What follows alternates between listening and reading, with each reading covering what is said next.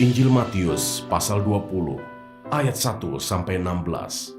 Perumpamaan tentang orang-orang upahan di kebun anggur.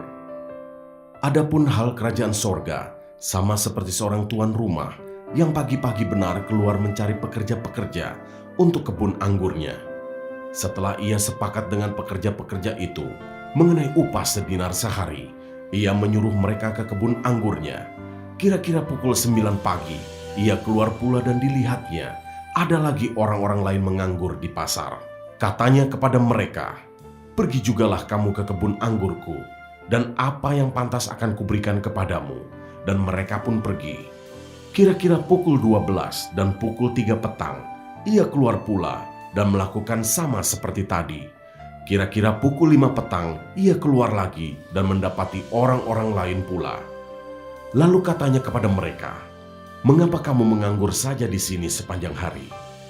Kata mereka kepadanya, "Karena tidak ada orang mengupah kami." Katanya kepada mereka, "Pergi jugalah kamu ke kebun anggurku." Ketika hari malam, tuan itu berkata kepada mandornya, "Panggillah pekerja-pekerja itu dan bayarkan upah mereka, mulai dengan mereka yang masuk terakhir hingga mereka yang masuk terdahulu." Maka datanglah mereka yang mulai bekerja kira-kira pukul 5, dan mereka menerima masing-masing 1 dinar. Kemudian datanglah mereka yang masuk terdahulu, sangkanya akan mendapat lebih banyak. Tetapi mereka pun menerima masing-masing 1 dinar juga. Ketika mereka menerimanya, mereka bersungut-sungut kepada tuan itu.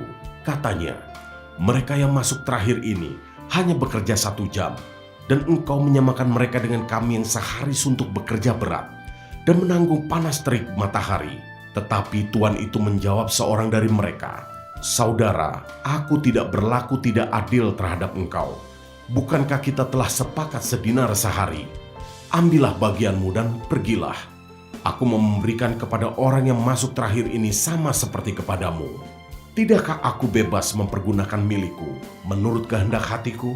Atau iri hatikah engkau karena aku murah hati?" Demikianlah orang yang terakhir akan menjadi yang terdahulu, dan yang terdahulu akan menjadi yang terakhir.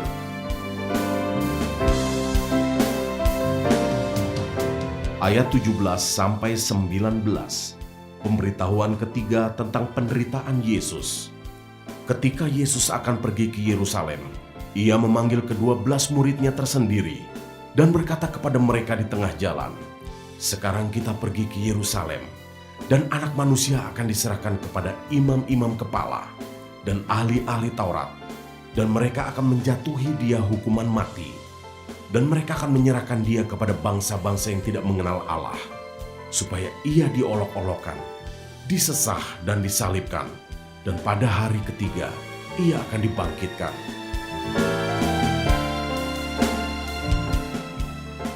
Ayat 20-28.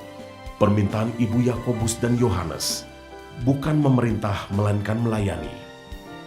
Maka datanglah ibu anak-anak Zebedeus serta anak-anaknya itu kepada Yesus, lalu sujud di hadapannya untuk meminta sesuatu kepadanya. Kata Yesus, "Apa yang kau kehendaki?" Jawabnya, "Berilah perintah supaya kedua anakku ini boleh duduk kelak di dalam kerajaanmu, yang seorang di sebelah kananmu dan yang seorang lagi di sebelah kirimu."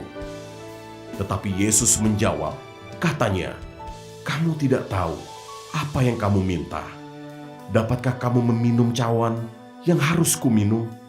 Kata mereka kepadanya, "Kami dapat." Yesus berkata kepada mereka, "Cawanku memang akan kamu minum, tetapi hal duduk di sebelah kananku atau di sebelah kiriku, aku tidak berhak memberikannya. Itu akan diberikan kepada orang-orang bagi siapa Bapakku telah menyediakannya." Mendengar itu, marahlah ke-10 murid yang lain kepada kedua saudara itu. Tetapi Yesus memanggil mereka lalu berkata, "Kamu tahu bahwa pemerintah-pemerintah bangsa-bangsa memerintah rakyatnya dengan tangan besi, dan pembesar-pembesar menjalankan kuasanya dengan keras atas mereka. Tidaklah demikian di antara kamu. Barang siapa ingin menjadi besar di antara kamu, hendaklah ia menjadi pelayanmu. Dan barang siapa ingin menjadi terkemuka di antara kamu, hendaklah ia menjadi hambamu. sama seperti Anak Manusia datang bukan untuk dilayani, melainkan untuk melayani dan untuk memberikan nyawanya menjadi tebusan bagi banyak orang.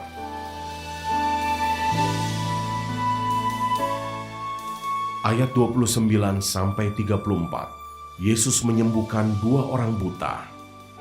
Dan ketika Yesus dan murid-muridnya keluar dari Yeriko, orang banyak berbondong-bondong mengikuti dia.